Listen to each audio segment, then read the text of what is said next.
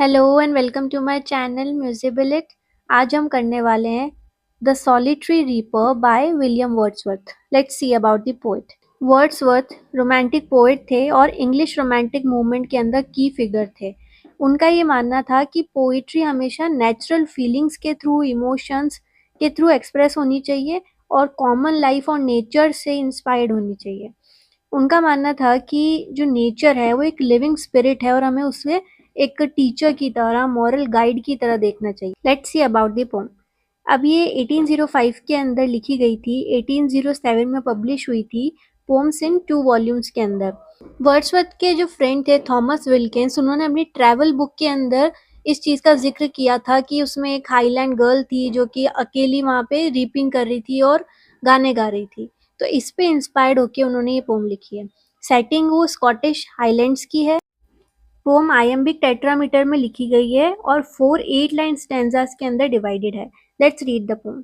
Behold her, single in the field, yon solitary highland lass.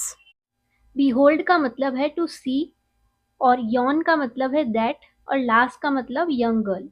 तो अब यहाँ बोला जा रहा है कि सी दैट यंग गर्ल, जो कि देखिए उस लड़की की तरफ जो कि अकेली खड़ी है। कहाँ पे? फील्ड्स में, हाईलैंड के अंदर। हाईलैंड से मतलब कि जो माउंटेनियस जगह है वहाँ पे अकेली ये लड़की खड़ी है। Reaping and singing by her self, stop here और जेंटली पास। वो अकेली वहाँ खड़ी होके खुद में ही गाना गा रही है और साथ ही उसका जो दूसरा काम है वो है कटिंग करना ग्रेन की। तो जो रीपिंग है उसका मतलब है कि अनाज काटना। तो वहाँ पे अब वो बोल रहे हैं कि स्टॉप हियर जेंटली पास, कि आप यहाँ रुक सकते हो, चुपचाप उसकी जो सिंगिंग है उसको सुन सकते हो और वहीं से चुपचाप निकल सकते हो और अपना सफ़र आगे कंटिन्यू करो। Alone she cuts and binds the grain and sings some melancholy strain. अब वो अकेली जो है वो कटिंग भी कर रही है, वो जो अनाज है उसे बांध रही है और melancholy strain गा रही है, यानी कि दुख भरा गाना गा रही है। Oh listen for the wail profound is overflowing with the sound. फिर वो कह रहे हैं कि ध्यान से सुनो कि किस तरीके से जो वेल है वो वेल का मतलब है कि जो घाटियां हैं वो उसके म्यूजिक से फ्लो कर रही है, मतलब कि पूरी घाटी में उसका म्यूजिक सुनाई दे रहा है। No nightingale did ever chaunt more welcome notes to weary bands of travellers in some shady haunt among Arabian sands. फिर ये बोल रहे हैं कि किसी नाइटिंगेल ने भी, यानी किसी कोयल ने भी कभी इतना सुरीला नहीं गाया होगा उन ट्रैवलर्स के लिए जो कि थके हारे अरेबियन डेजर्ट में बैठे हैं। अब यहाँ पे जो ये अरेबियन सैंड्स की बात हुई है, शेडी हॉन्ट की बात हुई है, इसका मतलब है कि हम सुनते हैं ना कि ज़्यादा जब रेगिस्तानी इलाकों में बहुत टाइम तक कोई प्यासा घूमता रहता है तो उसे वो एक झलक दिखती है कि दूर कहीं पानी है, पर वो नकली होता है। तो वहाँ पे जब वो थके हारे और उम्मीद से हारे हुए बैठे हैं तो उन्हें कोई सुकून के कोई गीत सुना देवे तो उन्हें वही चाहिए।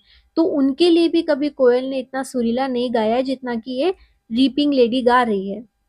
A voice so thrilling never was heard in springtime from the cuckoo bird, breaking the silence of the seas among the farthest Hebrides. फिर बोल रहे हैं कि जो कुकू बर्ड है उसने कभी स्प्रिंग टाइम में भी, यानी जो एकदम पीक में उसका मेलोडी रहती है, उस वक्त भी उन्होंने इतनी थ्रिलिंग वॉइस में कभी नहीं गाया होगा जितना कि ये लेडी गा रही हैं। और फिर बोलते हैं कि जो साइलेंस ऑफ द सी तोड़ने की जो एक पावर है कुकू बर्ड में, यानी सी में जो कितनी साइलेंस रहती है वो भी उस कुकू बर्ड की मेलोडी से टूट जाती है।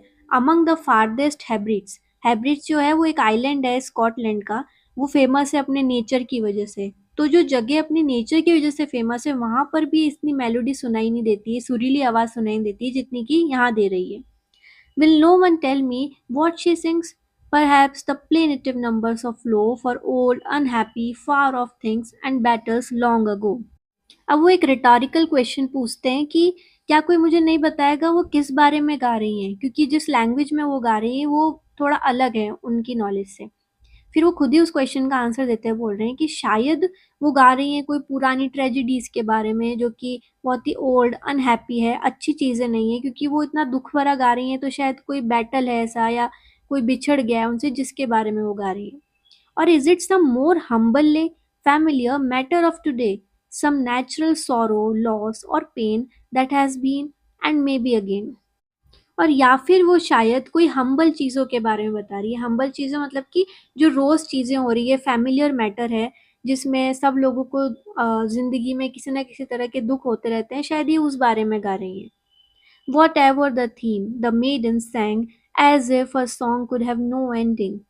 फिर वो कह रहे हैं कि शायद कुछ भी उनका थीम हो सकता है, वो किसी बारे में भी गा सकती हैं, लेकिन एक बात तो सच है कि जो इनका गाना है वो इस तरीके से गा रही है जैसे वो कभी एंड ही नहीं होने वाला है। I saw her singing at her work and over the sickle bending. I listened motionless and still. फिर वो अपने एक्सपीरियंस के बारे में बता रहे हैं कि मैंने भी उन्हें देखा है, सुना है, जब वो काम कर रही हैं अपने सिकल से जिससे वो अनाज काट रही हैं, तो वो उसी एक्सपीरियंस के बारे में बता रहे हैं कि मैं चुपचाप वहाँ खड़ा रहा, मोशनलेस, बिना हिले और चुपचाप उनकी जो मेलोडी है उसको सुनता रहा।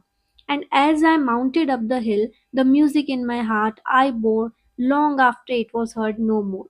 और फिर जब वो हिल पे और आगे तक बढ़ते गए, तब भी उनके दिल में वो क्या चीज़ रह गई, उनका म्यूजिक रह गया। और अभी भी उन्हें महसूस हो रहा है कि मैं कितना भी आगे चल जाऊँ, वो हमेशा मेरे अंदर अब वो रहेगा। अब भले ही वो जो म्यूज़िक की आवाज़ थी वो आना रुक गई है, पर जो इम्पैक्ट उन्होंने डाला था वो अभी भी उनके दिल में हमेशा रहेगा और एक तरह से इमॉर्टल हो गया है। यहाँ पे ये पोम खत्म होती है। Tell me if you like this and if there is something I need to change in my interpretation then please let me know in the comments. Thank you.